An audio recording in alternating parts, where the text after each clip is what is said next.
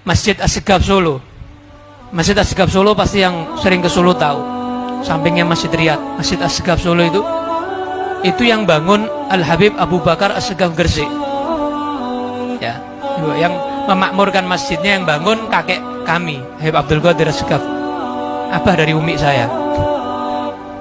Habib Abu Bakar Gresik itu nentukan kiblatnya nggak pakai kompas.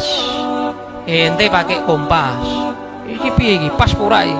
Kadang ada pergantian kiblat. Wah, kiblatnya diupdate. Kemarin ada pergeseran bumi itu. Diganti miring-miring, masjidnya miring terus. Habib Abu Bakar Gresik menentukan kiblatnya nunggu apa? Nunggu Nabi. Abu Bakar Gresik kutub. Percaya sakarep.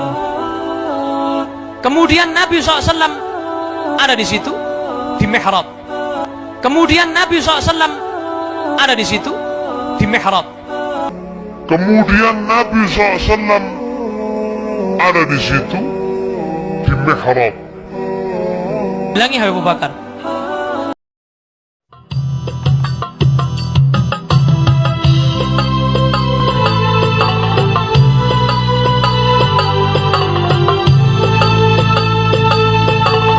Assalamualaikum warahmatullahi wabarakatuh. Bismillah, alhamdulillah, wassalatu wassalamu ala rasulillah Muhammad ibn Abdillah wa ala alihi wa sahbihi mawalah, amma ba'd. Para pemirsa dan pendengar sekalian, saudara-saudariku semuanya rahimakumullah. Video yang baru saja panjenengan lihat itu juga disampaikan oleh Habib bahwa Rasulullah Shallallahu Alaihi Wasallam, Nabi besar, Nabi akhir zaman, Nabi kita, idola kita, uswatun hasanah kita, juga pernah mampir ke Solo di mihrabnya Masjid Asgaf Solo, dekatnya Masjid Ar-Riyadh. Katanya dulu pada waktu menentukan arah kiblat masjid tersebut, yang bangun adalah Habib Abu Bakar Asgaf dari Gresik, seorang wali kutub. Tidak perlu pakai kompas, tapi menunggu petunjuk dari Rasulullah, dan Rasulullah rawuh di situ, tepatnya ya di anjar-anjar mihrab Masjid Asgaf sekarang di Solo itu. Sekarang jadi mihrab itu. Jadi pas mancer lurus dengan Ka'bah Masjidil Haram Makkah. Jadi gara-gara Rasulullah pas mampir di situ. Apakah itu boleh kita percaya? Jika beragama hanya menggunakan dogma, maka bisa dipercaya. Tapi kalau beragama berdasarkan dogma dan logika, maka itu tidak bisa dipercaya. Adanya karomah, adanya ma'unah, itu sebagai pengikut Ahlussunnah wal Jamaah kita wajib percaya. Tapi bentuknya tidak seperti itu. Dan cerita semacam itu sangat rentan untuk diselewengkan. Sama seperti takwil dan tafsir mimpi. Itu saya lihat dalam mimpi saya sendiri, Nabi SAW lagi di hadapan saya, dan kebetulan wajah beliau itu sangat dekat, dan saya mempelajari dalam hadis Bukhari tentang ciri Nabi SAW. Alisnya seperti busur panah, hidungnya seperti apa. Dan itu persis seperti apa yang dalam hadis. Dan saya lihat beliau tidak bicara apa-apa, cuma menghembuskan nafas dari hidungnya. Yang dalam mimpi itu saya lihat saya menghirup nafas itu, gitu. Hanya itu saja. Kemudian saya terbangun. Maka saya sangat yakin itu Nabi SAW. Dan saya tahu pada saat itu memang saya sudah membuka kelas khusus untuk belajar mengajar secara intens masalah sirah dan hadis Nabi SAW, gitu kan. Seperti yang diketemukan sesudah beliau doa itu, selalu saya berjumpa dengan Nabi Muhammad. Pergi ke Madinah, saya tidak mau pulang, saya mau tinggal di Madinah. Tapi Nabi selalu bersabda kepada saya, irji ila Indonesia, fa innaka fikal barakah. Kau pulang ke Indonesia, nanti barakatnya ada di sana. Saya pergi ke Makkah, nggak mau pulang ke Indonesia. Datang lagi Nabi, pulang ke Indonesia. Di sana ada barakatnya untuk kamu. Jadi itulah. Oleh sebab itu, kita jika mimpi bertemu dengan Rasulullah, nggak usah disampaikan ke khalayak umum, nggak perlu. Apalagi ketika mengalami tingkatan tahapan rohani yang lebih tinggi kita ceritakan kepada orang awam, itu pun tidak boleh. Itu wad'u syai'in fi ghairi mahallihi, dolim namanya, meletakkan sesuatu tidak pada tempatnya.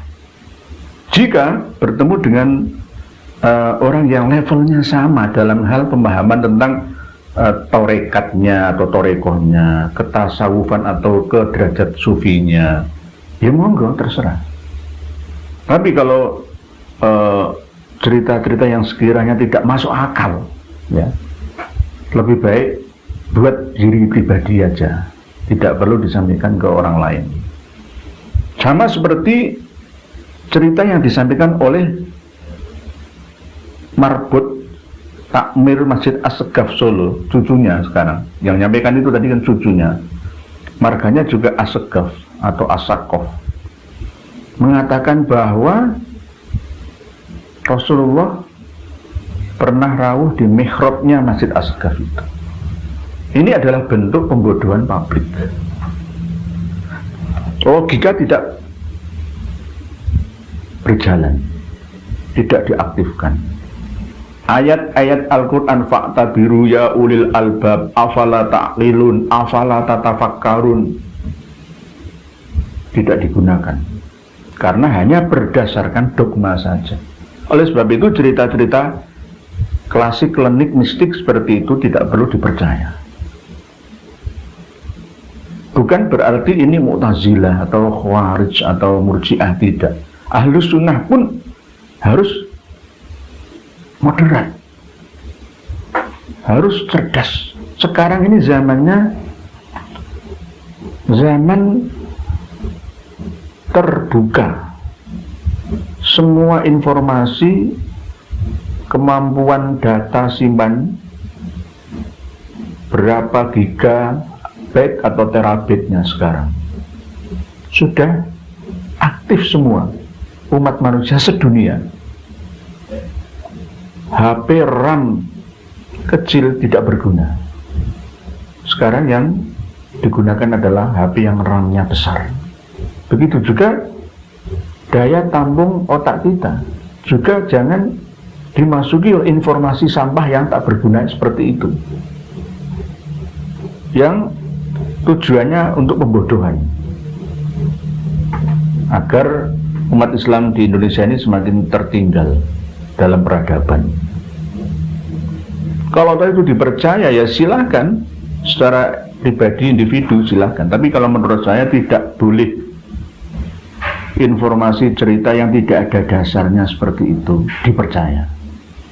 Rasulullah SAW itu sudah wafat 14 abad yang lalu.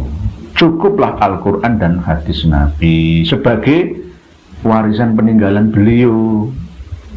Jangan ditambah-tambahi ataupun dikurangi. Apalagi ditambahi lagi taraktu fikum amroini lan tadillu ma tamassaktum bima kitaballahi wa sunnata rasul. Ditambahi dan wa dzurriyyati wa itrati. Siapa? Ya Habib. Jadi Habib itu adalah bagian daripada peninggalan Rasulullah, harus ditaati. Ini hadis yang dibelokkan oleh para Habib untuk menipu umat Islam. Para pemirsa dan pendengar sekalian, seperti halnya kejadian yang terjadi puluhan tahun yang lalu, ada surat edaran dari penjaga makam Rasulullah, bermimpi seperti ini, pesan Rasulullah untuk menyampaikan bahwa akan ada hari kiamat, ya cepat-cepat bertobat ya. Nah, akhirnya disebarluaskan, barang siapa yang tidak mau menyebarkan informasi surat edaran ini maka dia akan dikutuk, diancam dengan macam-macam. Jangan dipercaya. Rasulullah itu sudah cukup. Al-yauma akmaltu lakum dinakum wa atmamtu alaikum nikmati wa raditu lakumul islam madina. Sudah ditutuplah Islam itu dengan ayat tersebut. Kurang apa nih lagi? Kok masih belum cukup? Justru malah minta jauh lagi melalui mimpi. Itu bagaimana? Sekali lagi mimpi bertemu dengan Rasulullah SAW itu bisa asli dan bisa palsu. Kalau Rasulullah SAW masih hidup, oke, maka akan bertemu dengan Rasulullah pada waktu sadar atau jaganya, setelah dia bangun dari tidurnya. Kalau Rasulullah setelah meninggal dunia, bisa juga itu kamuflase, ya, dari jin atau justru syaitan atau manusia yang sudah meninggal dunia yang berada di dimensi kelima, keenam, ketujuh, kedelapan, kesembilan. Dan kita menginterpretasikannya, wah itu Rasulullah, padahal tidak.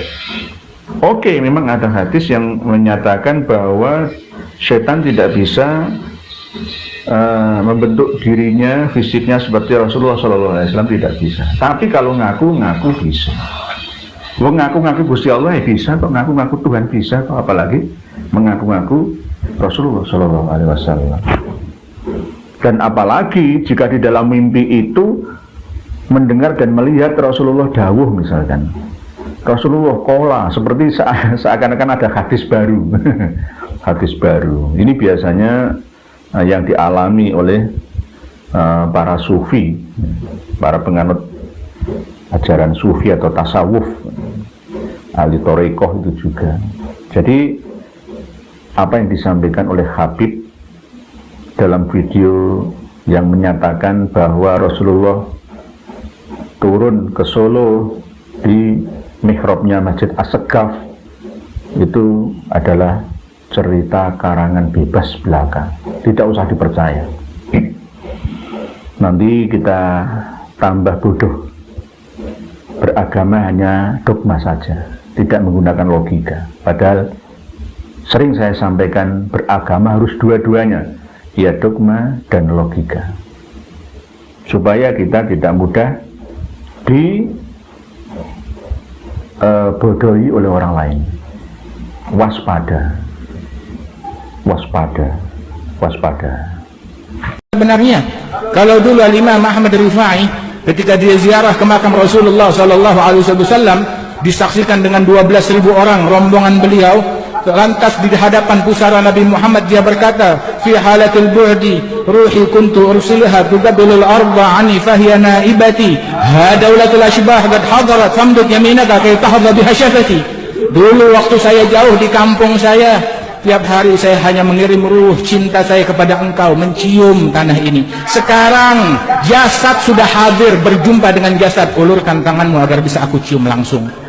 Maka itu 12.000 orang menyaksikan tangan keluar dari kuburannya Rasulullah dicium oleh Imam Ahmad Rifai radhiyallahu anhu arbah, dengan disaksikan 12.000 orang yang hadir radhiyallahu anhum ajma'in.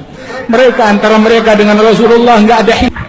Para pemirsa dan pendengar sekalian rahimakumullah. Dan video yang kedua adalah video yang disampaikan oleh Habib Jindan dari Indonesia, menceritakan tentang Imam Ahmad Rifai, pemimpin dari Thariqah Rifaiyah yang ada di kota Wasit, Bainal Basrah wal Baghdad, Irak, bahwa beliau Syekh Ahmad Rifai itu pada tahun 555 Hijriah beliau berhaji yang pertama kali, diiringi oleh 12.000 pengikutnya dari Wasit. Dan begitu juga berkumpul para peziarah yang menziarahi makam Rasulullah SAW di Madinah. Hampir 90.000 orang menyertai beliau. Dan kata beliau Habib Jindan, tangan Rasulullah itu keluar dari makam atau kuburan beliau dan nyalami Imam Ahmad Ar-Rifai, dan itu disaksikan oleh 12.000 jamaahnya secara histeris katanya. Ini termaktub, ada kitabnya, ini kitab khusus Thariqah, tidak bisa dan tidak boleh dijadikan pegangan oleh selain yang mengikuti Thariqah Rifai tersebut. Jika ini disampaikan akan menjadi sebuah kesalahan. Kitab namanya Irsyadul Muslimin, yang ngarang adalah Imam Izzuddin Al-Faruqi. Bukan Syekh Ahmad Rifai sendiri yang mengarang kitabnya, hanya muridnya. Seperti Manaqib Syekh Abdul Qadir Al-Jailani, itu yang ngarang siapa? Bukan Syekh Abdul Qadir, bukan. Dikarang setelah meninggalnya Syekh Abdul Qadir Al-Jailani. Oleh sebab itu sering saya sampaikan, kita jangan terlalu berlebihan ya mengkultuskan seseorang, hulu ya. Bahkan sampai kita menghulukan guru kita ya juga nggak boleh. Misalkan Gus Dur, bagi warga Nahdliyin itu Gus Dur itu dianggap sebagai wali ke-10 setelah Wali Songo. Syekh Maulana Malik Ibrahim, Sunan Ampel, Sunan Giri, Sunan Bonang, Sunan Derajat, Sunan Kudus, Sunan Kalijogo, Sunan Muria, Sunan Gunung Jati, dan yang ke-10 itu Sunan atau Gus Kiai Haji Abdurrahman Wahid, wali ke-10. Ini kan hulu namanya, berlebihan, tidak boleh. Gus Dur tidak pernah mengatakan saya wali ke-9 setelah Wali Songo, tidak. Tapi para pengagumnya ya Nahdliyin, jamaahnya, beliau ya membuat karangan sendiri, mengarang sendiri, ya tidak boleh. Hulu tidak boleh. Sekali lagi terhadap Rasulullah SAW saja tidak boleh. Jangan katakan, wah ini Kiai Wahabi. Enggak, Qur'annya begitu, hadisnya begitu. Jangan buat aturan sendiri. Dilarang untuk berlebihan, itroh atau hulu kepada siapapun. Sama seperti kejadian yang terjadi pada tahun 555 Hijriah yang lalu, yang dialami oleh Imam Ahmad Ar-Rifai atau Syekh Ahmad Ar-Rifai, mursyid dan imam Thariqah Rifaiyah. Jadi dianggap benar-benar bersalaman ya, dengan tangan Rasulullah langsung keluar dari kuburan, dari makam beliau Rasulullah. Itu bagaimana? Dan katanya disaksikan oleh 12.000 orang, kata Habib Jindan. Ada yang mengatakan bahkan di kitab Irsyadul Muslimin itu 90.000 orang. Ada yang berasal dari Irak, ada yang berasal dari Yaman, berasal dari Ajam, Cina, Indonesia juga menyaksikan. Dan ini didukung pula oleh Habib Ali Al-Jufri. Bahkan selevel Syekh Said Ramadan Al-Buti, seorang ulama Sunni Suriah, itu juga mendukung pendapat ini. Beliau Syekh Said Ramadan Al-Buti wafat atau meninggal dunia pada bulan Maret tahun 2013 yang lalu karena ada bom ya, bunuh diri atau bom yang nyasar atau memang sengaja dilakukan oleh pemberontak atau mungkin juga malah dari loyalis Bashar al-Assad sampai membunuh beliau. Tapi tahun 2013 yang lalu saya mengamati video aslinya itu, pada waktu bom meledak itu merenggut nyawa 42 orang, termasuk cucu beliau Syekh Said Ramadan Al-Buti, meninggal dunia 42 orang. Nah, ketika bom meledak, Syekh Said Ramadan Al-Buti ini masih hidup, bangun. Tapi ada seorang laki-laki yang berjaket mungkin menembak kepala beliau. Naudzubillah. Atau semoga salah apa yang dalam pengamatan saya ini. Karena pada waktu, jangan bisa lihat sendiri di YouTube. Ketik Syekh Said Ramadan Al-Buti dibom di Masjid Al-Iman, Damaskus, Suriah, yang meninggal 42 orang di dalam masjid. Masjid itu berada dalam perlindungan pemerintah Suriah atau Syria, jauh dari wilayah pemberontak. Bahkan pemberontak pejuang rakyat juga membantahnya bahwa yang melakukan itu bukan kami. Ya, inilah yang namanya fitnah. Sampai sekarang Suriah masih menjadi ladang fitnahnya Dajjal. Sampai sekarang belum selesai. Sama seperti Yaman, dan sekarang ditiru oleh Sudan. Mayoritas penduduknya adalah Muslim. 99% penduduk Yaman itu Muslim. 90% penduduk Suriah itu Muslim. Tapi saling bertikai.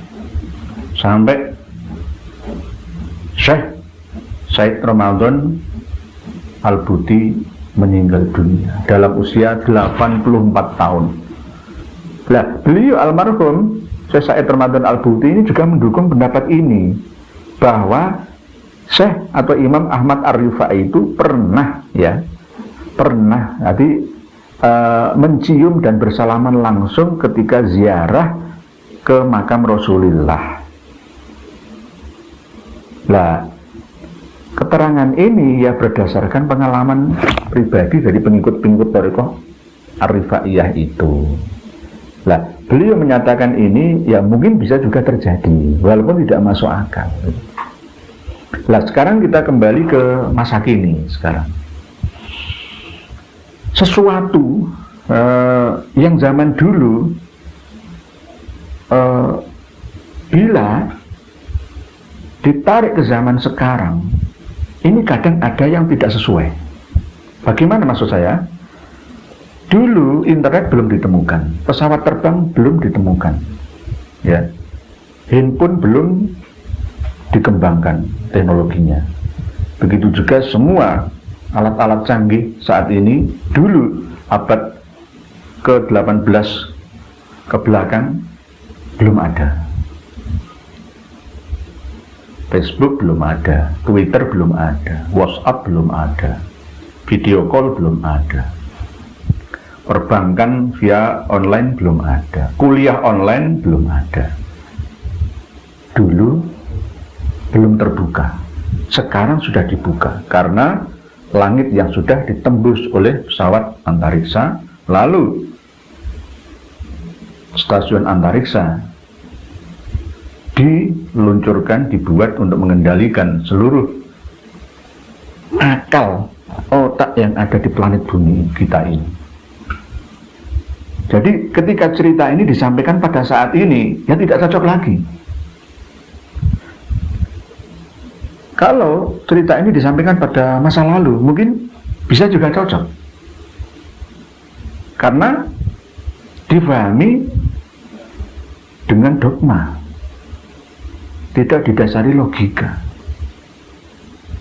Tapi jika menurut pendapat mayoritas ulama, ya, bahkan Syekh Yusuf Al-Qaradawi juga sering mengkritik Syekh Said Ramadan Al-Buti. Ya, namanya sesama ulama ya wajar lah, ada pro dan kontra dalam hal fatwa. Ya, termasuk fatwa tentang ini Syekh Ahmad Rifai langsung salaman di makam Rasulullah, dan tidak pernah ada sejarah makam Rasulullah itu tembus sampai Rasulullah itu mengeluarkan tangannya. Sudah meninggal lebih dari 500 tahun kok Rasulullah mengeluarkan tangannya dan salaman langsung dengan Syekh atau Imam Ahmad Ar-Rifai. Ya nggak mungkin, nggak mungkin. Nah, inilah yang namanya pemahaman yang perlu diupdate, Demikian sedikit ulasan yang dapat kami sampaikan. Sekali lagi, jangan dimakan mentah informasi yang saya sampaikan. Hanya supaya tidak terlalu meluas dan dalam pembahasan ini, maka cukup dipahami bahwa cerita dan karangan bebas itu tidak perlu dipercaya jika tidak masuk di logika kita. Beragama harus dua komponen ini, dogma dan logika, dogmatis dan logis. Demikian yang dapat kami sampaikan. Wallahu a'lam bishawab. Akhirul kalam. Wassalamualaikum warahmatullahi wabarakatuh.